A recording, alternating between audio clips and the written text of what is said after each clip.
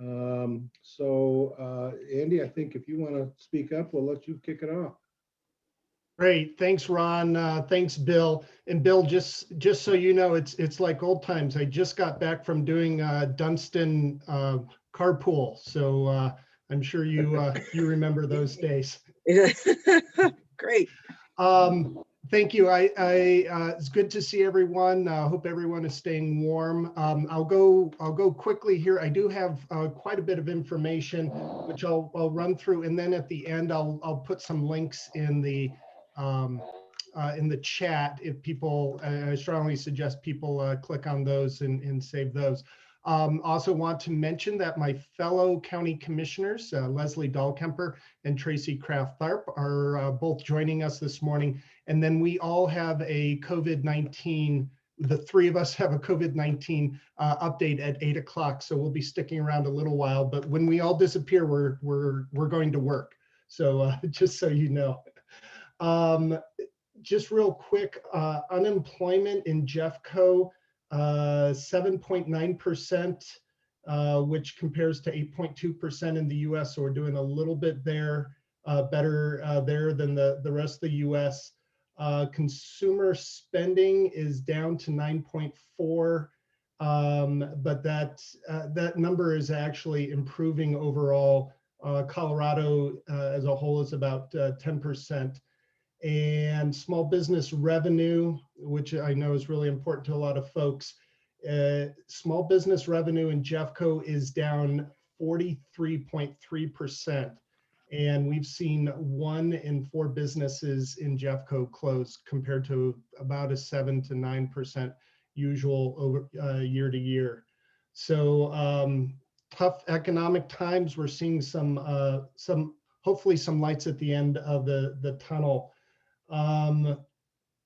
So as you all know, the vaccine rollout is happening. It is accelerating. We keep seeing new numbers and new groups being eligible from a week-to-week basis. Just to give you, I got some of these numbers last night. Vaccines in Colorado, the first vaccine, over 700,000 people in Colorado have received their first vaccine. Over 300,000 people have received their second. In Jeffco, percentage-wise, we're pretty good. About a little over 84,000 people have received a vaccine. Around 35,000 have received both.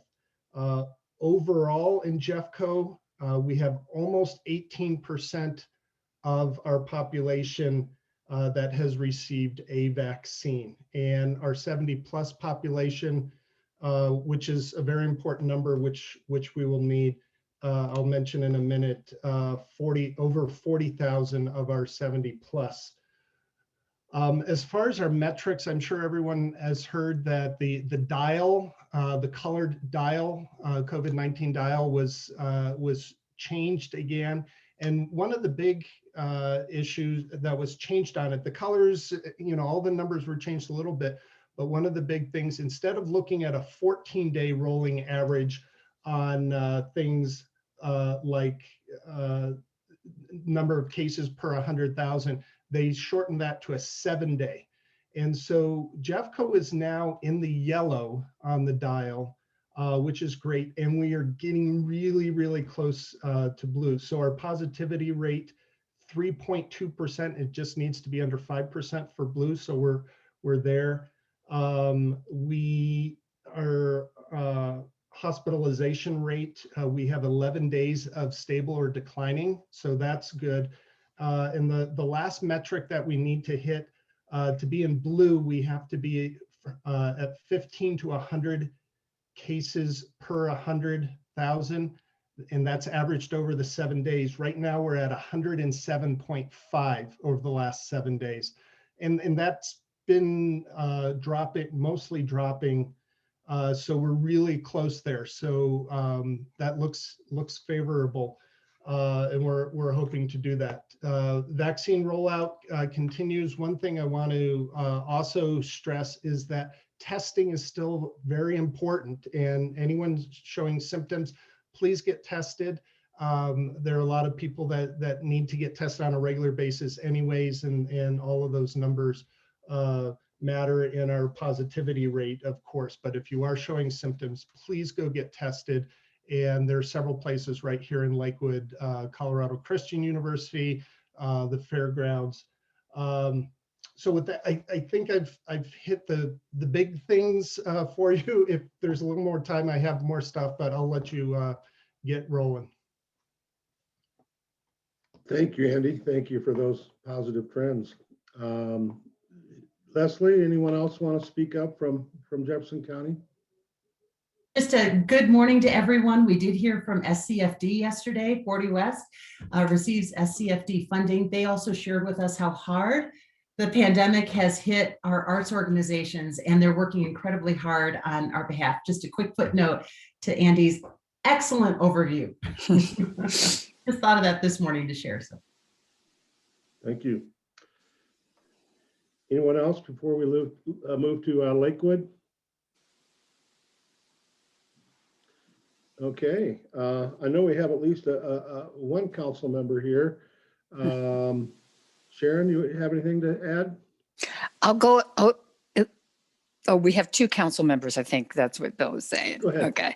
I will go ahead and defer. I noticed that Mayor Paul's on, and I'm sure he'll cover the meeting that we had with the residents from around West Colfax too a little bit. So I will defer to him. Thank you. Okay. And good morning. Oh, thank you. Thank you. Thank you for being here. Anyone else from council? Good morning. This is Ramey Johnson, and it's so nice to see everyone. I too will defer to Mayor Paul. Next Monday, though, we are going to be looking at the Westland Town Center parking lot. We'll be going in special executive session for that. There is also a first reading ordinance to be voted on later on that evening. So I'll let Mayor Paul follow up. Thank you. Nice to see you all. Thank you, Ramey. Thank you for being here. With that, I think we'll turn it over to Mayor Paul. Great. Good morning. Thank you, Ron. Nice to be with West Colfax and beyond this morning. So we had our annual planning session late January 30th. And Ron will be pleased that council agreed that we should continue to look at ways to bring back neon to Colfax. And so that'll be something that we'll see. And certainly I saw Roger on, so Roger will probably be pretty excited about that. But because of 2020, we really did just push forward our goals that were relevant then. And that's sustainability, affordable housing, economic development strategies, municipal funding, and transportation infrastructure. A few things that we need to clean up and a few things we're going to drill in. One is certainly the strategic growth initiative and some of the language that has caused some problems. So you'll see potentially a new committee formed to start to look at some of the issues that we've seen related to the language in that ordinance. We did have a challenging meeting, right? Crime is always tough to talk about, and certainly when it impacts your neighborhoods, it's quite sad. But we all live with that, not only throughout the city, but more so on West Colfax. And so we attended a meeting that was hosted by Councilor Vincent LeBeer to bring the police team in to kind of talk about some different things and different trends. Most of it was related to the motels along West Colfax. And so there'll be continued hearings going forward. I encourage the community to stay engaged, to be engaged in this group. And, you know, certainly new investment along the corridor is going to help. Good news is you heard me talk last month, and I spoke about this at the meeting. There was some proposed legislation that would kind of codify the what we're seeing with COVID right now as far as who can go to jail and who can't go to jail. And it sounds like that legislation is being amended a little bit, which is good. That's one of the challenges our police have faced, is not being able to take people to jail. And so crimes continue to take place based upon a certain level. And so that conversation will continue as long as we're in COVID, but it will also continue not only if legislation passes, but the county does struggle with finances, and the county runs our jail. And so this will be something we'll continue to talk about, but we need to find ways that the bad people can go to jail. We need to find alternative ways for people who probably don't need to go to jail can find other ways to be helped. And so those are the things that we're going to be looking at. But I would just keep in mind, please stay active, please stay vigilant. We hear you. We've told the police if there are tools that they need, especially related to the hotel motel licensure program, to please bring those forward to us. And we will certainly look at that, because we want to make sure that our neighbors are safe, and the folks that also rely on those businesses for either lodging, or for some that's their home, that they're safe as well. The next set of hearings for some of the motels are February 24th. And if you have questions about that, you can ping me in the chat. And then finally, I would just say, there continues to be interest in West Colfax. There continues to see businesses that are interested in coming in. And so every time I talk to them, one of the main questions is the community supportive? As you can imagine, Lakewood as a whole has had some interesting times in the last couple of years that may have indicated to folks that we might not be open for business. And so it's always important for them to hear how supportive you guys are. And going forward, a couple things that are on the radar for West Colfax is, as Councilor Johnson mentioned, we'll have an executive session on the Westland property. We'll have first reading, so we don't take comment on first reading, but you can weigh in on lakewoodspeaks.org. And then second reading for that, I think, goes into March 15th. Yep. And the other thing that could be of interest is there's a rezoning at 8600 West Colfax. I think that's Prestige. Their second reading will be in March as well. And last but not least, we'll also be accepting the budget amendment. The city needs to bring, I think, a little over $2 million to the table for the West Colfax improvements, which is Teller to Sheridan. And that'll plug into the $10 million that we received through DRCOG and CDOT to enhance that. So that's going to be a big deal. And I know our economic development folks are online and they're going to be engaged also. This is a great opportunity for all of our departments to work together on that stretch and find ways to enhance pedestrian safety, traffic safety, businesses, all the above. So happy to take any questions, and I can move to the chat too, because it sounds like we are busy. Thank you. Thank you all for those updates, and thank you all for being here. And to keep things rolling, we're going to move to Lakewood Economic Development, and I know Vanessa Zarate will have a brief update for us. Good morning, everyone. Thanks for having me. I will keep it brief today. I will just like to say thank you all for keep coming. We've been doing this for a year now. I can't believe it, but we're working, and thank you for coming. A few updates. The 7-Eleven at Colfax and Kipling is done with construction, so you should be able to visit them soon. And we've seen a lot of construction continue with some of the projects that have been ongoing for quite some time. So Westline Village, which has been an ongoing project for many, many years, has sold almost all of their townhomes. So they will be completely full very soon. And they're finishing up construction on the last of the townhomes as well as their apartment projects. Pearson Grove at 13th and Independence has seen people started to move in as well. Just in general, a lot of construction that has been ongoing on Colfax has been ongoing for quite some time. Ways to get updates on all of that is we have a planning cases map at the city, which shows everything that's working through some level of formal plan with the city, whether that's a site plan or a rezoning or what have you, as well as a development highlights map that shows updates on construction when they're done and such. There's new construction as well, but that's a good way too to keep involved with the construction that's been ongoing for a while. Westline Village will have quite a few new neighbors for people that live around them in the near future. And I want to echo something Mayor Paul said. We are seeing an uptick in a lot of interest. You know, COVID threw, I think, a lot of people, and a lot of people put things on pause. They wanted to just kind of see how this rolled out. But as we get further into vaccinations and we get, you know, into less restrictive operating on the dial, there is more interest. People are coming to the corridor, and I invite them to these meetings and others. They like to see the community engagement and the excitement. So if there are any questions on anything in particular, let me know. And one thing I wanted to push that Katy Zeigler will talk about later as well, but is continue to frequent your businesses, the businesses that you know and love. They still need it. They always need you. But please continue to visit them. Please continue to share the love, spread the wealth. Let someone know who doesn't know about them that they're there. But let me know. Follow us on social media. Follow us on our news blast. We have a lot of information on construction and new openings and things like that. But I know we're in a kind of a rush today, so I'll keep it short. But as always, please reach out to me if there are questions, and I'll take any questions now if there are any pressing ones. Thank you.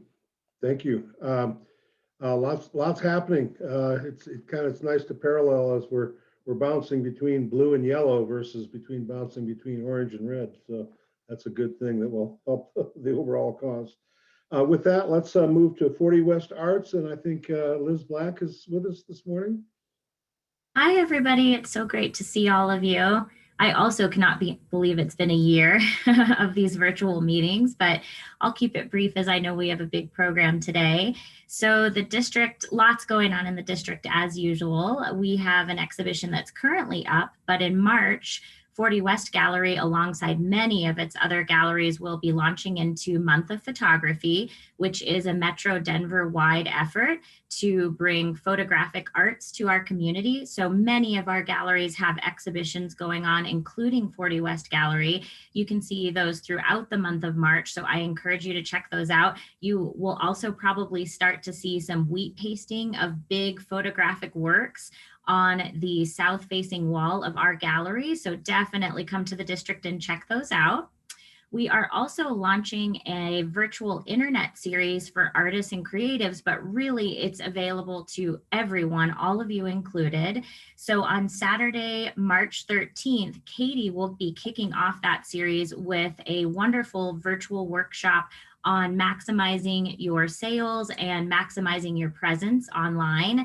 And I know all of us, self included, can use updates and refreshers on the best ways to use social media and technology for our businesses. So definitely check that out. You can find the event on Facebook, and the whole series is completely free of charge for you, or if you know anyone else that would be interested in something like this, please let them know. We are kicking things off with Colorado Mills again this year. It's a wonderful partnership that's been in place now for about 4 years, and it's one of the many ways that we work to bring art and creativity and this artistic movement across the west end of West Colfax. So you'll be seeing 2 new mini murals going up at Colorado Mills in the coming weeks. We're also working with artists to bring some new sculptural installations to Colorado Mills and some other artistic elements. And our vision is to, at some point, have virtually every wall in Colorado Mills covered with art, sculptures in every corridor, all kinds of workshops and fun happenings, so that every time you go to shop at Colorado Mills, you'll also be able to just see all of the creativity and artistic movement that's happening along the corridor. In that vein, things with the 40 West Art Line are also launching into 2021. We have a lot of exciting things happening. So we received a wonderful grant through the Colorado Tourism Board, both for some mentorship around the 40 West Art Line, but also to hire an illustrator who will be doing a digitally illustrated map of the art line. We're thrilled to have this in place because it'll be not only some wayfinding and interpretive signage for folks who are visiting the art line, but it's also going to be an artistic piece of and in itself. So we've hired a beautiful illustrator that does incredible work. Her name is Elle Powell. We are in the process of getting the digital map illustrated, and then you should start to see that along the art line a little later this year.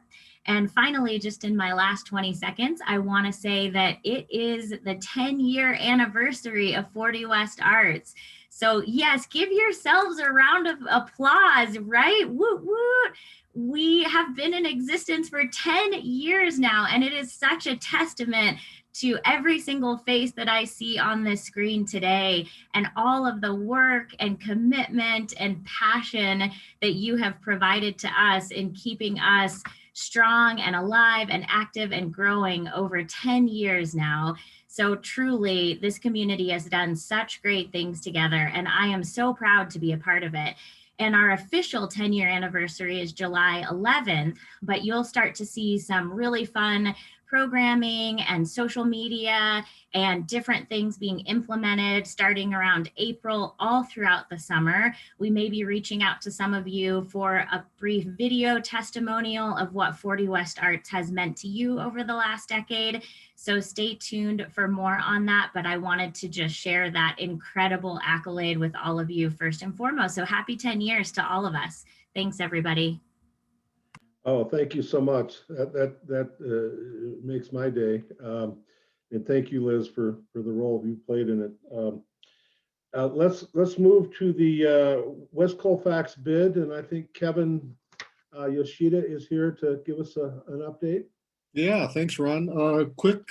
Three quick things from the bid.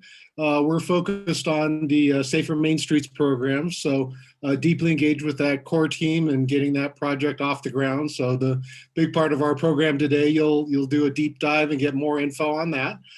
Second thing, we're continuing to look for our forever home. So engaged with Broad Street on the Drumstick building and conversations if we can make that happen. So we're moving that forward.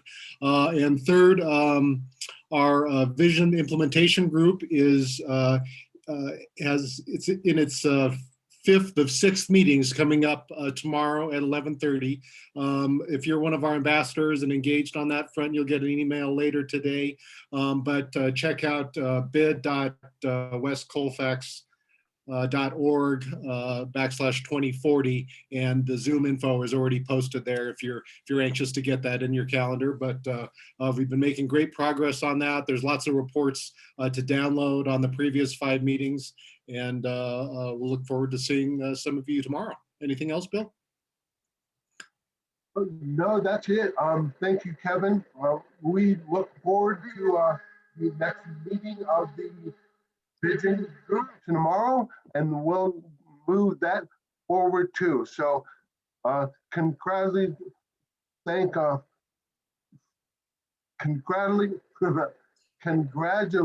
to all of us for the 10th anniversary. So that's a big deal. Absolutely.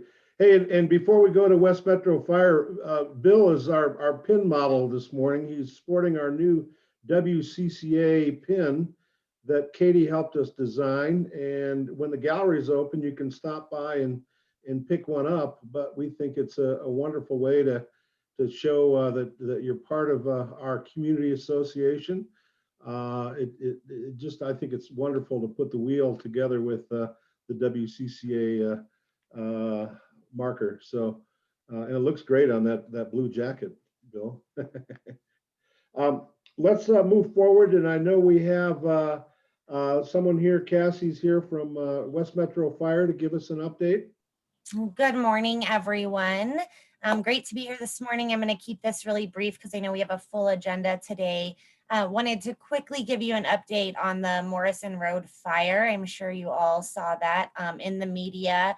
Just really big kudos to our staff, but also all of our partner agencies that really rallied around that fire, and were able to put it out so quickly in really extreme weather conditions with that wind.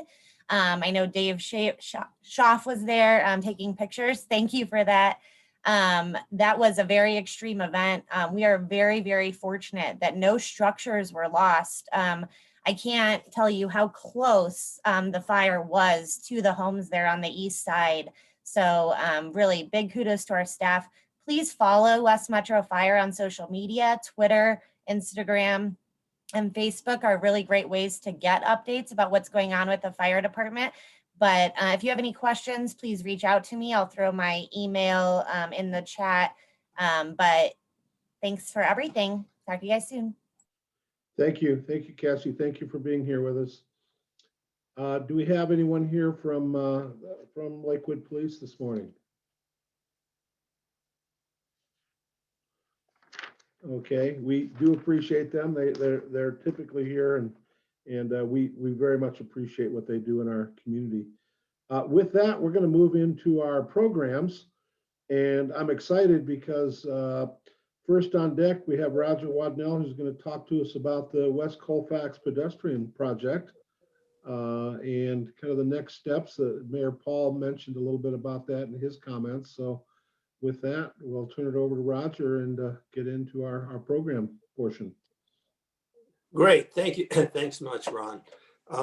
Finally, we are able to talk about the project with the community.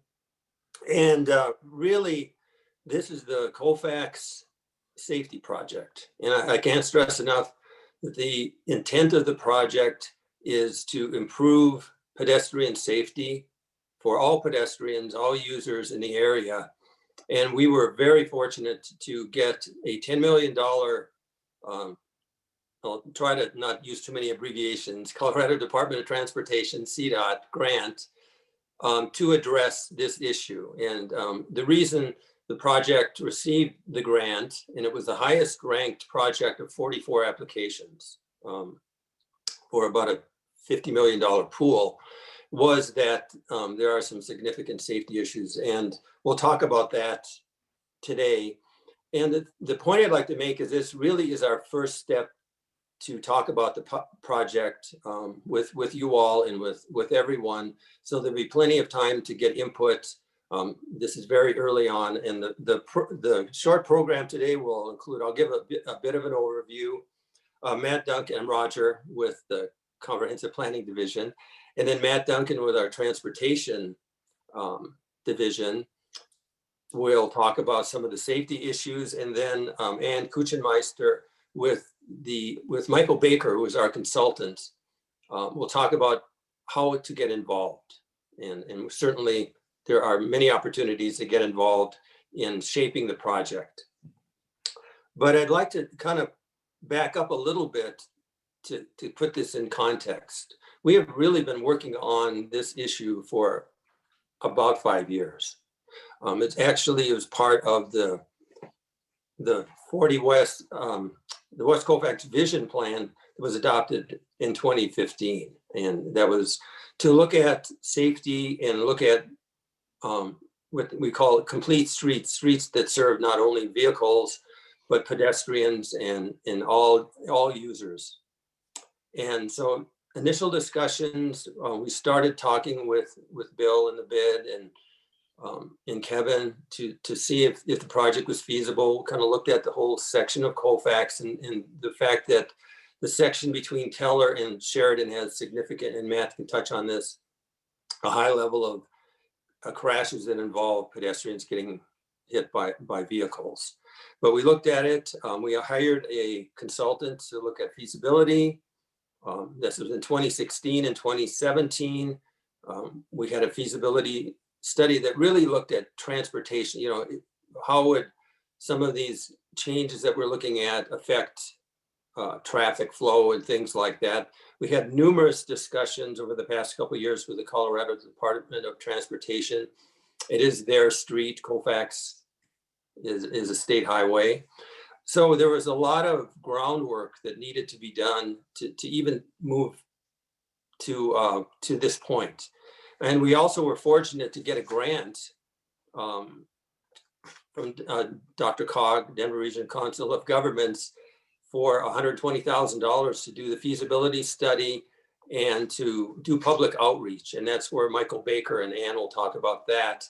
We had hoped to do our public outreach on the project late last year, but with COVID and everything, we just had to postpone things, as well as applying for this grant that really popped up late last year, and we were very fortunate to get it. So that, I just wanted to make the point that a lot of work has been done to this point, but we really haven't had the opportunity to talk to the public about it because it wasn't a real funded project, and we're here now to start that process.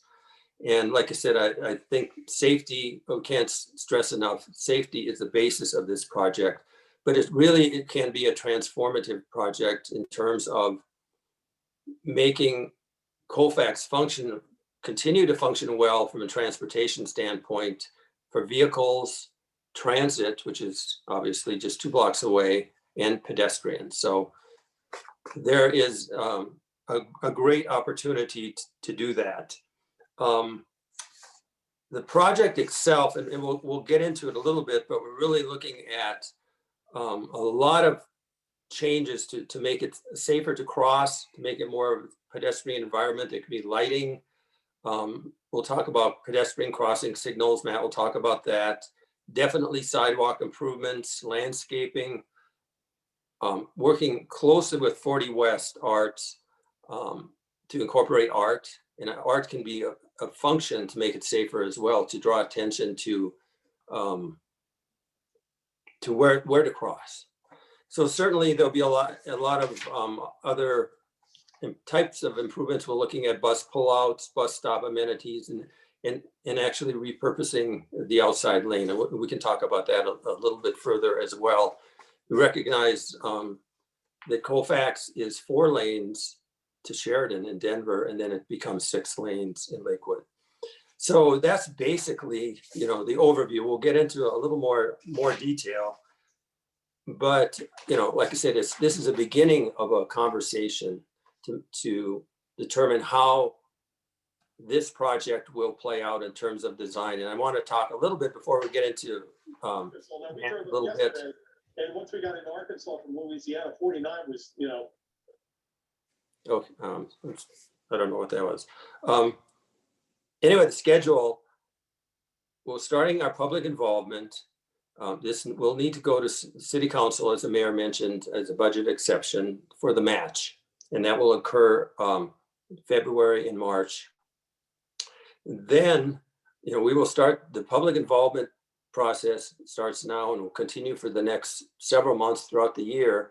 We will need to hire a consulting firm to actually design the project. So we're not talking about construction for any time in the near future. This year will be mostly meetings on what the project will look like, how it will function, bringing in a consulting team to actually design the project, working very closely with the businesses. And that's, should also mention, Vanessa will be an important team member in communicating with businesses. The idea is to make it work from a pedestrian standpoint, from a vehicle standpoint, make it work with businesses, make it work from an access standpoint, as well as construction. And we're looking at that right now in terms of trying to minimize impacts during construction. We need to think about that right now. So that will occur over the next year, and construction will likely not even start until late next year. So we have plenty of time. We do have to complete the project by mid-2024, but we do have the next year and plus to really shape what the project looks like and how it will function. So with that, I'd like to turn it over to Matt Duncan to talk a little bit more about the safety issue, and then Ann will talk about how to get involved. But again, I can't stress enough, we need to make this project work for all users, all drivers, pedestrians, businesses, the neighborhood, the arts community as well. So it's an exciting opportunity, and we're very fortunate to get this grant, and we're going to make the most of it. So with that, I'll turn it over to Matt Duncan to talk about the project. Appreciate it. Yeah, I'm Matt Duncan. I'm our city's traffic operations and safety engineering supervisor. A little bit of a mouthful, but basically responsible for the safety in the city. And I'm going to talk really quick. There's a lot of details. Feel free to reach out to us anytime for more specifics of this thing. But a quick overview of the city. Lakewood is the only city in the region to be experiencing a decrease in crashes, 4 consecutive years of declining crashes and hospitalizations. And that's a huge accomplishment that we're very excited about. We actually had a 10-year low in 2019 for crashes. Colfax, while we've had a slight decrease in crashes on Colfax, we've had a significant increase in fatalities. And that has actually resulted in an increase citywide in our fatality numbers. So that is really what has gained the attention of us in the state, is trying to figure out how we're going to tackle these. And they, don't get me wrong, it's a very complex problem, but there are solutions that are actually relatively simple to this. Talking about numbers, just to throw these out, in the 1 mile west of Wadsworth on Colfax, in 5 years, we had 428 total crashes. In the 1 mile east of Wadsworth, this project area, we had 820. And that's an astonishing number. That works out to be a crash every other day. 98 of those crashes were folks on foot or on bike. And 1 in 4 of every crash that happens are violent broadside crashes or left turning crashes, meaning folks either turning left onto Colfax or turning left off of Colfax. And those crashes are especially troublesome because they typically involve a car hitting another car in the driver's side or passenger side. And a crash is the worst commercial for a road. People drive and walk where they feel safe. And if we're having a crash every other day, what folks do is they use another route. They use 14th or they use 20th or 26th. And I frankly don't want all these cars on those roads. I want my cyclists and other folks on those streets. I want them on Colfax. So what we need to do is to give more incentives for folks to feel safe walking and driving on Colfax. Not only to bring folks back to it, but to eliminate some of these crashes that we're having. How are we going to do that? So the problem with the drivers is they can't see. There's not enough visibility. When you're driving down Colfax, there's buildings that block signs. When you're trying to pull onto Colfax, there's buildings that block your line of sight. So that's a tremendous problem that we're facing here. Pedestrians, it's no secret, we've got folks that cross every inch of pavement on Colfax. We've got to find a way to consolidate folks. That works with a driver. It allows the driver to expect people crossing in specific areas. Now, how do we do that? Well, we can use landscaping and other methods to kind of channelize folks, to encourage them to cross in some places and discourage them to cross in others. That is really the basics of this thing. Now, the problem that we've got, and Roger kind of mentioned on this, we've got to find places to put infrastructure. For example, those crossings, we have a traffic signal every quarter mile right now, except for Depew, which we're proposing adding another traffic signal at Depew. A quarter mile is too far for some people to walk, frankly. So we want to put protected crossing signals between each traffic signal.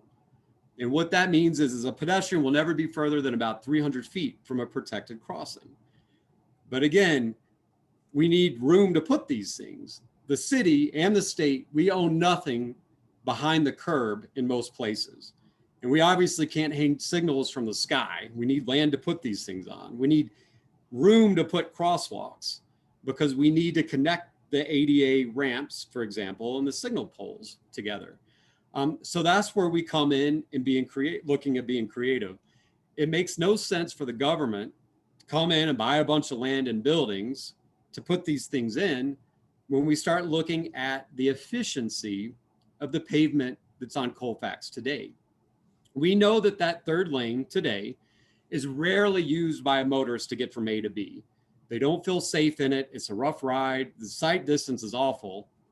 And frankly, it's mostly used for buses and some right turning vehicles and crashes. Nearly every crash we have is in that third lane.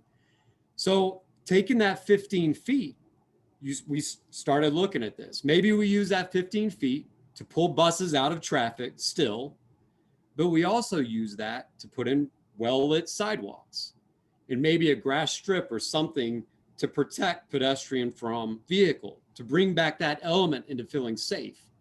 By having that detached area, it gives those drivers a line of sight while they're trying to make a turn. In advance of intersections or where they're going, they can see signs better. And that's kind of the help of that. The last component of this real quickly, and Roger kind of touched on this a little bit, we've got a leg up on other regions. We have transit. It's hard to put in rail where you don't have it. We've got transit. We've got an outstanding bus system with RTD. We've got excellent restaurants. We've got all the destinations. We've got galleries. We've got things that want to bring people to the area. But the problem is we don't have the sidewalk infrastructure to connect these things together. We've got aging population in Lakewood, just like the rest of the country, especially in this area. We've got folks that aren't comfortable driving anywhere. They want to be able to walk and grab a cup of coffee. You've got folks like me. I'm a new dad. I live in Denver, but when my daughter and I go out on Saturdays for coffee, there's roads and businesses that we will never visit because there's roads in Denver that I frankly don't feel safe crossing with her. We've got to get rid of that element. So the way I look at it, we essentially want to roll out the red carpet from the neighbors that live by the businesses in the area to the doors of the businesses in the area. We want to roll out the red carpet from the doors of the W line to the doors of the businesses and even business to business. But we've got to put that infrastructure in there. And that'll work with the next generation and this generation. This generation that's not comfortable driving as much, and the next generation that doesn't like buying cars. They want to be able to walk to a brewery from their house or walk to run errands or, so ultimately that's kind of the nutshell of the project. Saving lives, which I'm sure we can do with a safe design. And in the process, making this thing grow, resurging the area, if you will. So folks can be included in the design of all types of ages and abilities. All right, I'll leave it at that. Thank you. Hey everyone, this is Ann Kuchenmeister. I'm working with Matt and Roger on this project. I work at a firm called Michael Baker in Lakewood, and I see the schedule is pulled up, so I'll be sure to be brief because there's a lot of other people lined up. But real quickly, I'm going to be focusing on the public engagement, and early next week, we hope to have our website launched, and we'll come back and share that information with this group. You'll find my contact information there. We'll also have Vanessa's contact information there. And then we're going to be rolling out how you guys can stay involved. So we'll have surveys there. It's really our hub for information, and that'll be on the Lakewood Together website. So stay tuned for that. But over the course of this, we would really love to get as many people involved with your creative ideas and any opportunities you want to help us get the word out so that people are informed. We're going to be looking for people to help us get flyers out the door, to hang up in businesses. And if you have other creative ideas about things that you think are COVID safe and would help spread the word and get people's input on this, we'd really appreciate that. So I see that Jonathan Stahl's post, so I think we've worked together in the past in pedestrian issues. And I know that there's probably a lot of people on this call who are really active in your communities. So any opportunities for you to help would be great. And then the other thing I wanted to just point out is that we're also going to be looking to connect with the art and business communities throughout the course of this. So as Roger said, we're just getting started. There's a lot of decisions with a $10 million infusion that need to be made. And so we're hoping you all can come out and help us guide those decisions, make them fit for your segment of Colfax, and help us craft it so that it's a benefit for your area. For safety, for businesses, and for the community. So again, this is Ann. Thank you everybody for the time. I appreciate it. And just to wrap up, we really would like to use this organization as a conduit for information to the community as well. We're just beginning the process in terms of the public involvement, so there'll be ample opportunity for that. So that kind of wraps up our presentation. I don't know if there's time for questions, but we're certainly available. Roger, Matt, and Ann, that's remarkable. Thank you. The information is very exciting, and I think you've come to the right place because we've got the volunteer group that can help you to distribute your flyers, get the word out, and it's so incredible because this is a great segue into our next program element here, where Katy Zeigler is going to talk about our West Colfax Passport Program, which seems to just align perfectly with kind of what you're doing. And Matt, what you just gave us in terms of the information on kind of the third lane and kind of, you know, the benefits of doing what's going to happen is just really great information. So thank you for sharing that with us. And with that, I think we will, if you have questions for any of these folks, I think they will definitely be available. We're going to hear more from them. And with that, we'll move on to Katy for the passport program. Thanks, Ron, and thank you. Yeah, thank you to everyone at the city. This is a really exciting project. So I'm very excited to follow up on that with the announcement of our West Colfax Passport Project. It's a new program from WCCA that is also focused on helping out our small businesses, especially in the time of COVID-19. So I have a little PowerPoint I will share with you all, and I'll talk to you a little bit more about what exactly this passport is. I think a lot of you are probably familiar with the idea of like a beer passport or something like that. I know the city of Denver has run programs like this before. And so we wanted to think about how can we continue to support small businesses and get people out and shopping and remembering just how beautiful West Colfax is and how many exciting things we have happening on our corridor, even at a time where we can't all be together like we were maybe for our first Fridays when they were in person. So the Passport West Colfax is a collect and win campaign that supports the Shop Local Colorado initiative from the state and also works with the Lakewood Local program from Lakewood Economic Development to encourage patrons to get out, shop at local businesses, and share their support. So what does that mean? Well, it means a couple of things. First, it means that we're going to be creating a passport for patrons to download that hosts our businesses, and our businesses that will participate will have these cool sticker tokens to hand out. So when they're at these businesses, these establishments that are participating will receive a couple prizes of their own. The first thing is that every participating business will receive a free membership to WCCA for a year. That way they can get plugged in with our community and stay involved and have an invite to come learn more as we continue our projects and connect with them. They will also be entered for a chance to win a $500 micro grant from WCCA. So this is pretty exciting because just by saying, yes, we'd like to be on the passport, our businesses will receive a membership and they'll receive a chance to earn some money, which we all know they can use right now for whatever those needs are, whether it's paying staff or operational fees or whatever it is that they could use that $500 for. So what does this mean for the patrons? They just shop and win? Yes. Patrons who visit the businesses and collect 5 or more stickers will automatically be entered for a chance to win a $25 gift card from those establishments and vote for their favorite one. The more times they vote, the more raffle entries our businesses can earn so that they are the predicted winner of the micro grant. Patrons who collect all of the stickers are going to be able to win an iPad in another raffle. So there's like a 2-part thing here where our businesses get a chance to win and our patrons get a chance to win. And we kind of gamify the shopping experience along West Colfax. So does that sound cool? Does that sound interesting? Yeah, we're seeing some head nods. I'm really excited about it. I love it. The beauty of this project is that you can do it at home. So you can collect your stickers and your instructions from businesses by ordering takeout. You don't have to go in person, but you can also go in person to collect these. That way people can support from the safety of their home, or they can go in and stop in and say hello, order something, and have a reminder of just how wonderful our corridor is. So this kind of dual part series. So how do you get involved? Pretty easy. Visit our website. If you go to westcolfax.org/passport, you'll find all of these instructions and an overview of this project one more time to make it very clear.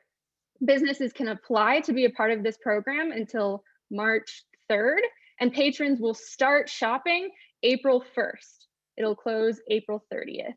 I will make sure I send this out to you guys again. You'll hear about 1,000 reminders from me that this program is happening, and it's very exciting. So please visit our website.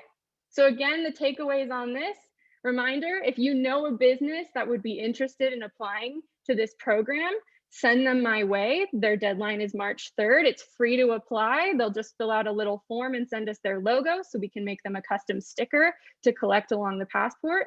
Patrons will start playing April 1st. You'll hear me talk about this again in March. You'll see emails from me. And of course, you'll find it on social media. Make sure that you are out there sharing while you're shopping, and we'll have our businesses sharing that they're playing along. You can tag us at West Colfax. And thank you again to Lakewood Economic Development for their Lakewood Local project, the bid in WCCA. We're really excited to launch this for the first time, and it's not just a COVID thing. If this works, we'd love to continue to move this program forward, but we can't make it move forward without all of you. So please help us launch this program. If you know a restaurant that you think should be on our list of passport destinations, you can have them visit our website and email me. I'll help get them on board. And I will see you again in March to talk a little bit more about it. And with that, I think I will stop sharing and see, are there any quick questions that I can answer? Katy? Yeah. Katy, can you be sure this gets up on LinkedIn so we can reshare it? That's a great way to share it to other businesses that we'd be interested in including. Absolutely. I am not the pro at LinkedIn, so expect a lot of connection invites from me, and I will be sure to move us to LinkedIn as well. For the public out-facing part of this, of course, Instagram, Twitter, and Facebook is where I hope this will be happening. But yes, I can meet you on LinkedIn, no problem. Probably need to update my photo. Any other questions? I had a quick question. If you shop virtually, I'm just curious how you get a sticker, virtually when you aren't physically present. Yeah, so we are going to work with each passport destination or business to have them send us their logo, and me and Morgan Cameron, who's on the call today, my helper on this project, will create a custom sticker that we will then deliver to these businesses. Their only job is to take that sticker and the little instruction card and drop it into the bag when you order your food. So by ordering any meal from any of our businesses, you are automatically playing the game. Gotcha. Okay. Thank you. No That's problem. exciting.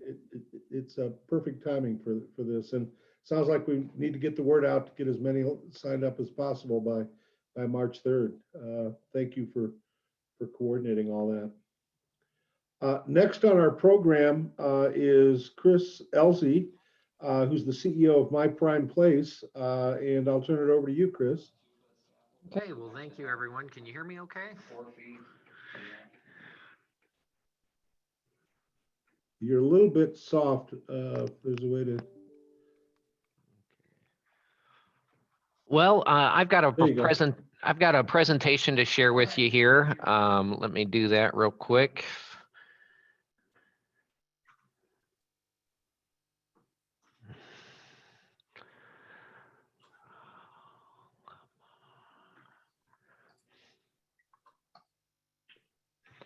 Okay, well, again, my name is Chris Elsey, and I'm the owner of the Prime Company. We are a multifamily real estate development company, and we have a property under contract that is located at 5490 West 13th Avenue there in Lakewood. If you see it there, it's kind of just west of the Sheridan Light Rail Station, within close proximity to the park there. And so I'm just going to give a quick overview of kind of who we are and kind of the process that we're in, and I'll share a little bit of the underlying base zoning. So who we are, I have a twin brother that I work with, and we started in 2005.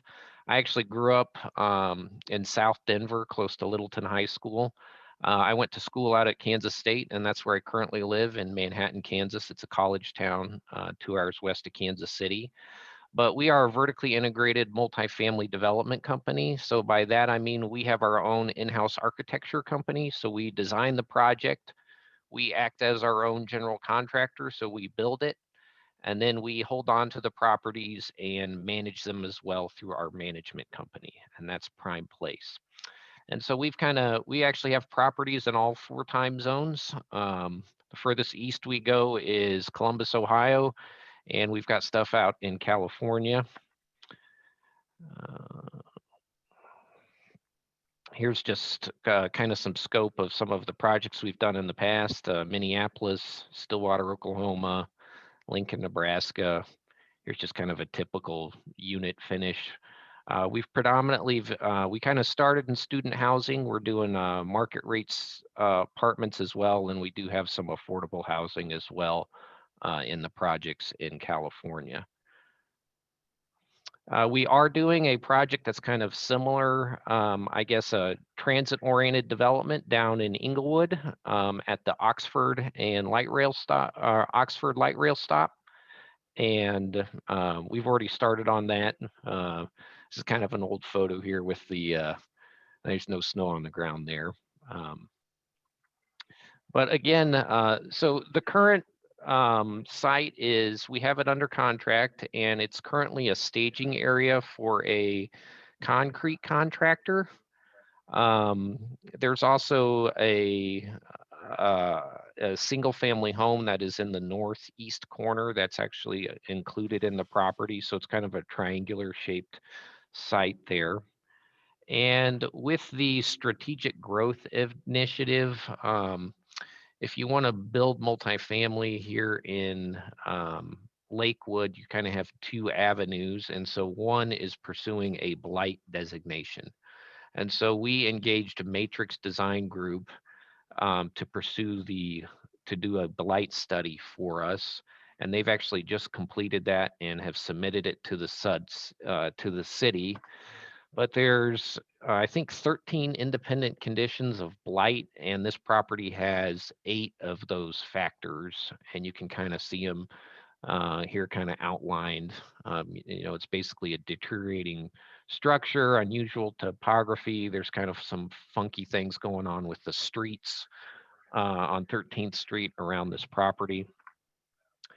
And here's just kind of a graphic that shows kind of where some of those conditions of blight and kind of the issues with 13th Street there, and just some images of the conditions of the property.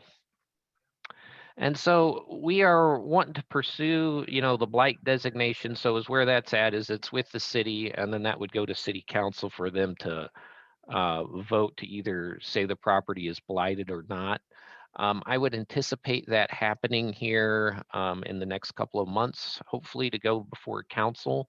And then people have asked me, well, what do you plan on building there if you do receive the blight designation? And we would want to develop under the existing zoning, which is mixed use residential transit. And that is because the property is there close to the Sheridan light rail stop. And those, we would be just developing under those guidelines. And so this is kind of the zoning guidelines. It's rather straightforward as far as building setback, height requirement, open space, etc. And we would basically just be developing the structure, meeting all of those underlying zoning requirements. One of the things I've made preliminary outreaches to the Two Creeks Neighborhood Association, and we are scheduled to, or I'm scheduled to present to them here on Saturday of this coming Saturday. And one of the things just in initial discussions with them was just potential concerns about parking. And the underlying zoning currently is at, for each unit, you need 0.75 parking stalls. And so we are, I guess, offering or thinking that it would be more applicable if we did that at a 1-to-1 ratio. So basically a 25% increase in parking over the existing zoning requirement. And so that's kind of in short what we're doing. I'll just kind of recap. Again, I'm the owner, the developer, so we build it, or we design it, we build it, and we hold on to it and manage it. We want to be good neighbors. We're excited about, you know, what's going on there in Lakewood and along the West Colfax corridor. We like, you know, just the location with proximity to light rail and businesses and the downtown. And how I actually came across this site is my kids, we were actually down here playing at the playground, and we were walking around, and I just kind of stumbled upon it, and I looked on LoopNet, which is a commercial realtor website, and this property was listed. And so it's maybe kind of divine providence, but I was just down there playing with my kids at a park when we were back visiting the grandparents, and that's how we kind of came across the property. And so we're pursuing the blight designation. It goes to City Council here, and I can certainly update, keep everyone updated to when that actually would occur. And it would certainly be advantageous from our standpoint if we could have the support of whoever's in the community for our this blight designation and then our future multifamily development.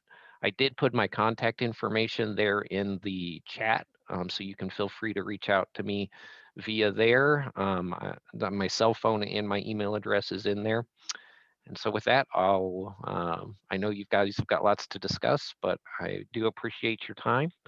And if there's anything you'd like to discuss further, you can either, I guess, I don't know if I have time now to answer those, or you can certainly reach out to me personally on my cell phone.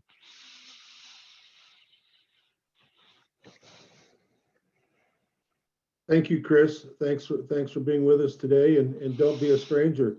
We're here the third Wednesday of every month, so you can keep plugged in on kind of what's happening around you as you try to move this forward. And good luck with the process with the City Council. Yeah, I appreciate the time again. I've just enjoyed listening to your meeting. There's lots of exciting things going on. So yeah. That's awesome. The 10 years for the art thing, that's really cool. So.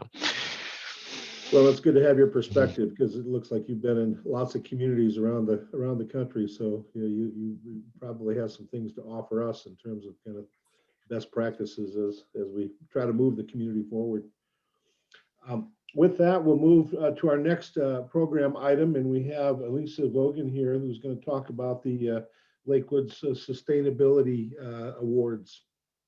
Great. Thank you, Ron, and thanks for having me here this morning. My name's Alyssa Vogan, and I'm the Community Sustainability Planner for the City of Lakewood. So I work in the planning department alongside Roger, and just down the hall from Matt from Public Works. But I'm here today to just share a bit about the Lakewood Sustainability Awards that happen annually. And I'm going to start sharing my screen because I'm excited to announce that we have a new logo for our awards this year that we've just launched. And so after this program's been around for about a decade, so we felt we just wanted to refresh and update our look so that you see. Can you see that on the screen?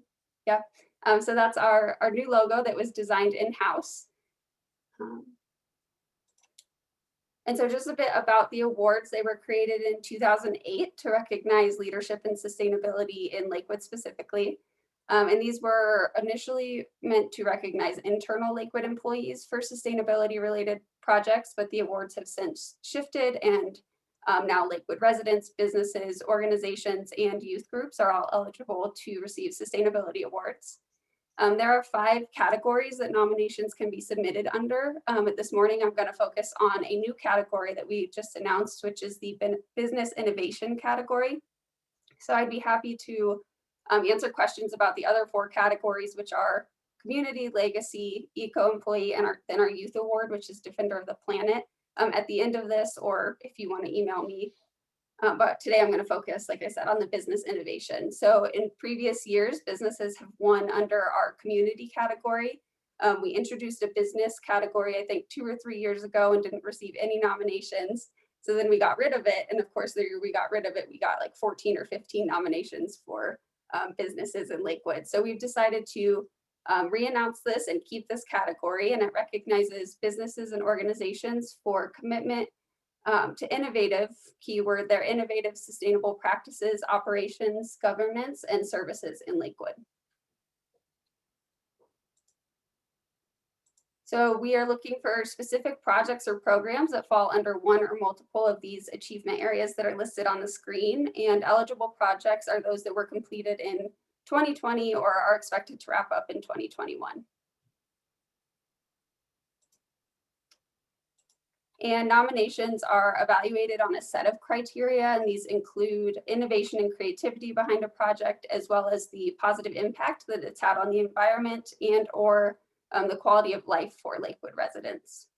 So also looking at kind of that social component of sustainability as well. And we typically recognize winners at an awards reception in May that's followed by recognition at an evening city council meeting. We did have to cancel this last year, and we're not 100% sure what it will look like this year, but we will find creative ways again to recognize our winners. And then the city promotes winners through various communications channels, and then all winners receive a certificate, a poster, a really beautiful bamboo vase that has a plaque with the project and organization's name on it. And then we also add the project and the business to a plaque that's located at City Hall, kind of right next to the council chambers. So the nomination form is now open, so you can go to lakewood.org/sustainability awards, and they're open until March 15th. And then we'll notify winners. We'll notify nominators and winners in April. So that is all I have, but I'd be happy to answer questions if you have questions about the new category or some of the other categories. And thank you.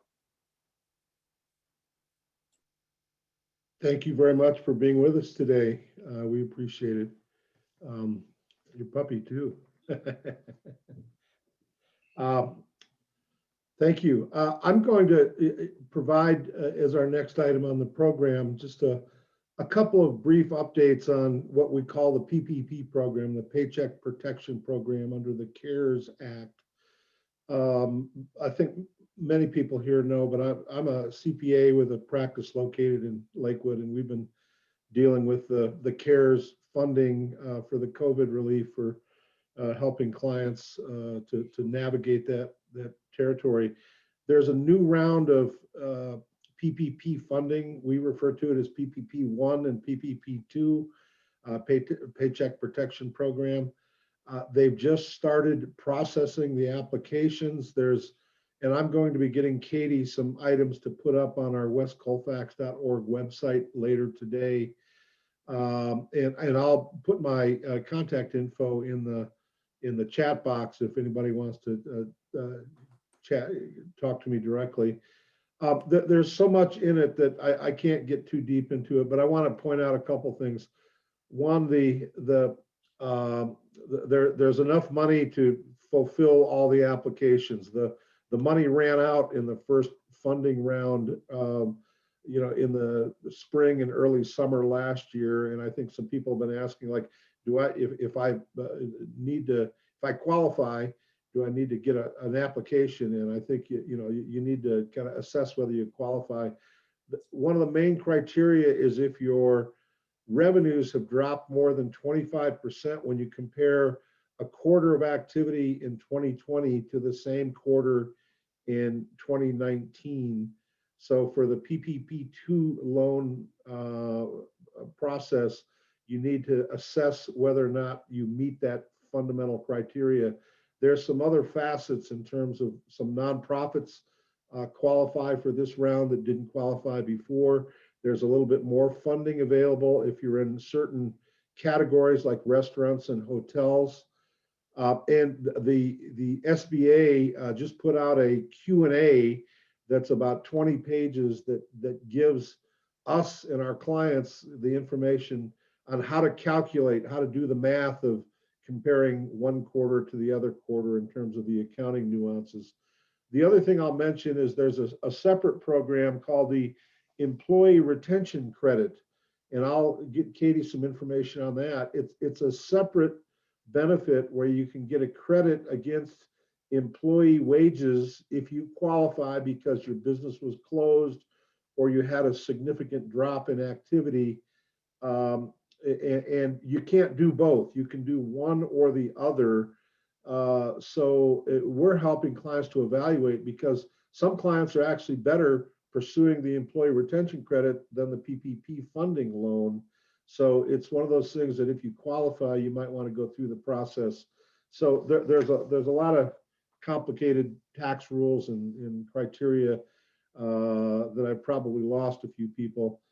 But I'll get some information to Katie, and I'll put my contact info in the chat box if you'd like to talk directly about it. I'd be happy to see if we can help you get the right resources, or at least get to a place where you can figure out the landscape. So with that, I think we will turn it back to Katie if she has a tip for us this month. I do, yeah. This is amazing that we've stayed this on track, but I know we have our community updates, so I will keep it very, very brief. If you visit our meeting page, you'll see that there is a space for strategic planning with an article and a worksheet. I'll bring that up here on Zoom really quick just to show y'all. Now, I'm not going to read you this document, and it's not a fancy PowerPoint like I always have, but our tip of the month is this. Strategic planning is important if you own or run a business. You already know this, but you may not know how to totally utilize it. So this worksheet will help you think about your strategic plan, think about how it's leading your company forward year over year, and give you the very, very key idea that you need to review it quarterly to track yourself and stay on metric. And that's it. That's all I'll say. But I encourage you to check this out. It comes from the Creativity Lab of Colorado, which is the 4th organization I work for. So I know firsthand how good it is. And I'll leave it at that. Thank you, Katie. And it's amazing that we've got through so much information, and we're 2 minutes off schedule. So I appreciate everybody for the amazing amount of information we've gotten today. We're going to go through our community updates, and we will start with the Action Center.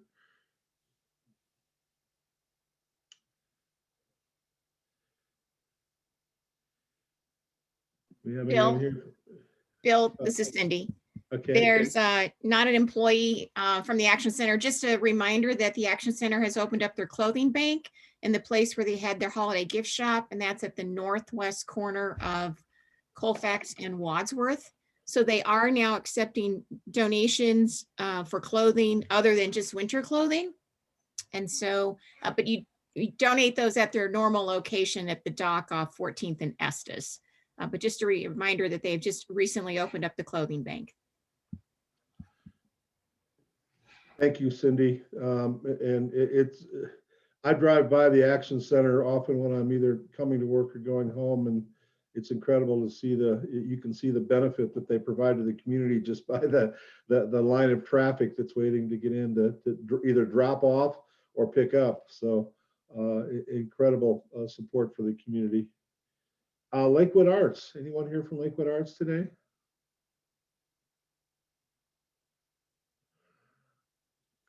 Okay, we will go to Two Creeks neighborhood. Hi, it's Kathy. We're having our meeting on Saturday morning dealing with the MPP grant and looking at that 13th Avenue project. Villa Park and Two Creeks are working together because there may be, this is proposed tiny homes over on their side of Sheridan, and we're going to have a Zoom meeting between the two organizations to discuss it. So that's what's going on with Two Creeks. I'll chime in too, just to say that Kathy and I have looked at that area down there on 13th where Mr. Elsie is talking about. And if you want to see a mess that looks very messy, go down there. It's across from Mount Air Park, kind of kitty cornered. Well, the picture I saw looked like it is the definition of blight, but we'll let the council consider that further. Yeah. Thank you both for being here. And I note that Katie posted something up in the chat window that the 40 West Arts galleries are also accepting food donations for the Action Center. So kill two birds with one stone by stopping by and supporting our local galleries, and at the same time bring a couple canned goods or whatever you can that will help facilitate that process as well, especially this time of year when it's cold and weather's not so favorable. Do we have anybody here from the Iber neighborhood? Yes, Ron, Josh Cockett here. Josh. We are still meeting and hoping to kind of reboot here in the next year. And I'm also going to jump into my West Colfax Kiwanis update, 2-for-1 here. We are very excited that Lakewood, it appears, is going to be having their concert series again, and that is our major fundraiser this year. Most years for that is serving beverages there. We still would love to have some more members. We have a very active group. We meet twice a month, and still would love to have a couple of you join us and help us as we seek to serve folks who need help in the corridor. Thank you, Josh. Can I hop in for just a minute? This is Robin Braun in the Ibra neighborhood, and I wanted to let you know that Cafe del Sol is open again on 6th and Garrison, and we really want to make sure that we have a little neighborhood place open. So if you have the chance to go out and have a little breakfast, lunch, or dinner, or a drink, Cafe del Sol would be great. Are these the same owners that had it before? It is a different owner. It is a different owner. They came in, they had a Mexican restaurant down off of South Federal. Oh, okay. And they're trying really hard. They're keeping some of the same menu, but they're adding a lot of other really great things to the menu as well. Excellent. And Josh is noting that they're on the passport program. So, you know, support. They need to Cafe be on the del Sol, passport get a program. sticker. Excellent. It's all coming together. Anyone here from Morse Park this morning? Applewood Valley? Yes, Ron, this is Dave Ruckman. Our focus in recent months has been what's the future of Westland? And so I'm happy that Ramey Johnson is here and that Sharon Vincent is here. It's really wards 1 and 2 that should be focused on, and I think have been focused on what's the future of this very important community node. So that's our point of focus now and in coming months. And so it'll be interesting to see what happens when council has an executive session next Monday on this topic. Thank you, Dave. Thank you. Yeah, I'm as someone that I first moved here when Westland was an indoor mall. So I'm interested to see where it ends up after the cycle it's been through. So North Lakewood Advocates, anyone here to represent them today? Okay, I think Jerry Hilton is here for the Lakewood Elks. Sure am, and you know, it's been a struggle this year as it has been for everybody else, but we are slowly opening up. As of March, we'll be open on Tuesdays for bar bingo. Thursdays, we're bringing back our ballroom and swing dancing. Friday will be country bands, and we're doing that. And then we will have special events such as like St. Patrick's Day on the 17th. We're going to be open that day and have corned beef and cabbage on the 17th of March. So we're slowly getting open, and hopefully soon we'll have the whole place open up. Thank you very much. They've also just reopened public bingo starting today, and I know that because my brother-in-law is the bingo manager, and my wife helps him out. She had to get up at 7 a.m. this morning to go over and help them get set up. So that's coming back to life. And I'll also give a plug for the corned beef and cabbage because I've had it a few times in past years, and I don't know if Bill Gessler's doing it again from Vector Electric, but it's been really good at a very reasonable price. So if you're jonesing for a little corned beef and cabbage, check out the Elks on the 17th.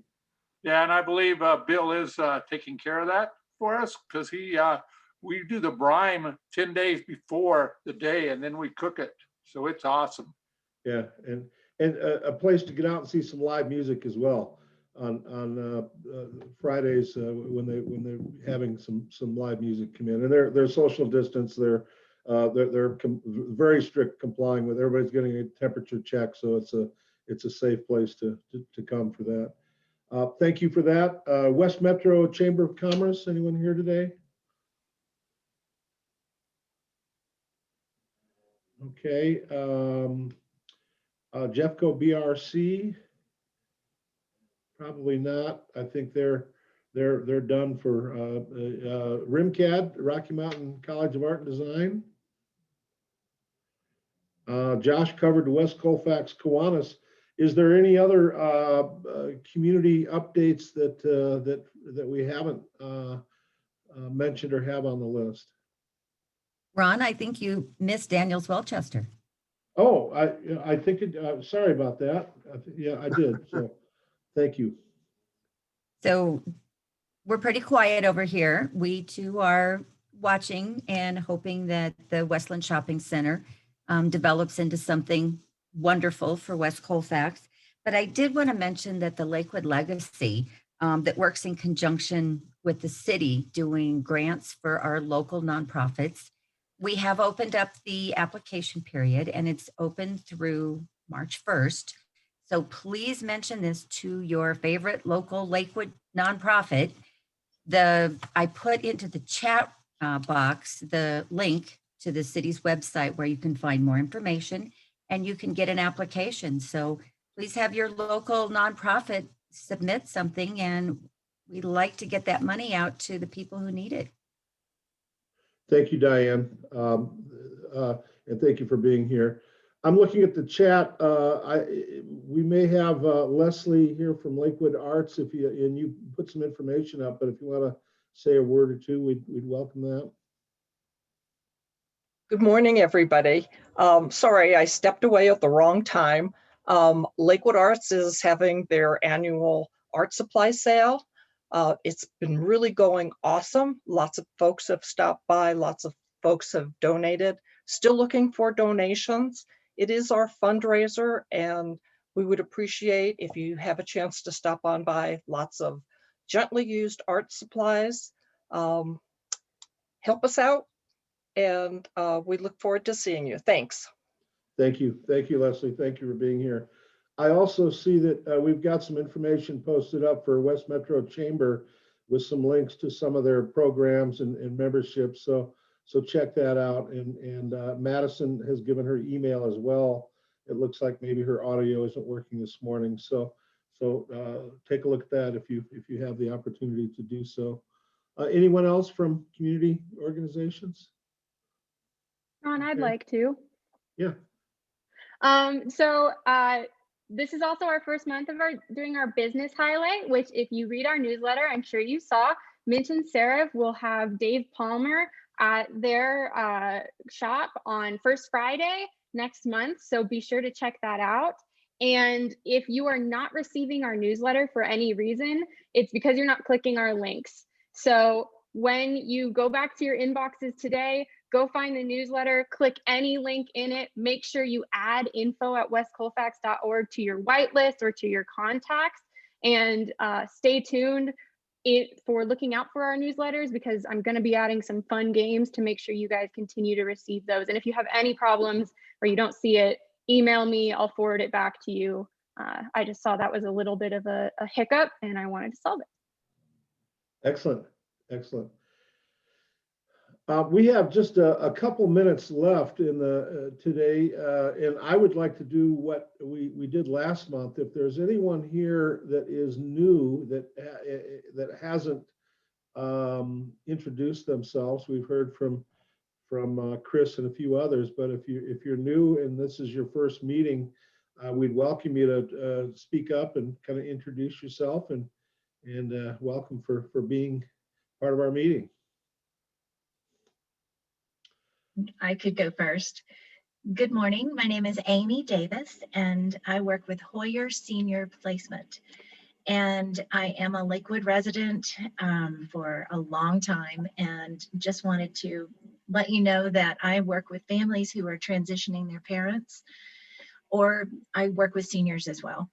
So we've got time to help with finding assisted living, memory care, whatever's needed. So Amy Davis with Hoyer Senior Placement. And it is my first meeting and I'm happy to be here. I've got a whole page of notes to things to do to support you guys. Thank you. Thank you, Amy. Thank you for joining us. And we hope it was a good use of your time. And as you see, reach out to Katy at westcolfax.org if there's some things we can post up for your organization, what have you. So thank you. Anyone else? Okay. I see we got up to about 56 people. We're at 52. So we had a pretty good attendance this month compared. 61. We're up at 61. Thank you, Bill. I think that's a little higher than we've been before. And I challenge everybody to, if you find this a good use of your time and good information and a positive vibe, invite somebody else to join us next month. We want to continue to get the word out. And this is our primary vehicle to kind of communicate within the community and allow the collaboration that you can see it seems like it's just ramping up. So especially as we're coming out of what I'm calling the pandemic pause. Bill, do you have anything else to add today? No. Okay. Yep. It sounds like Katy will be getting everybody their nifty WCCA pin that she and Bill are modeling for us today. I have a couple that I didn't have one on today. We welcome everybody to be back with us next third Wednesday of next month and support the community, support 40 West Arts.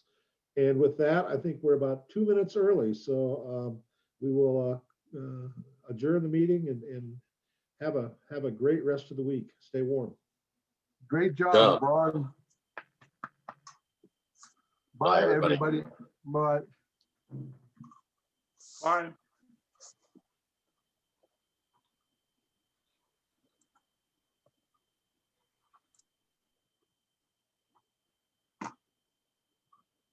Thank you. Thank you.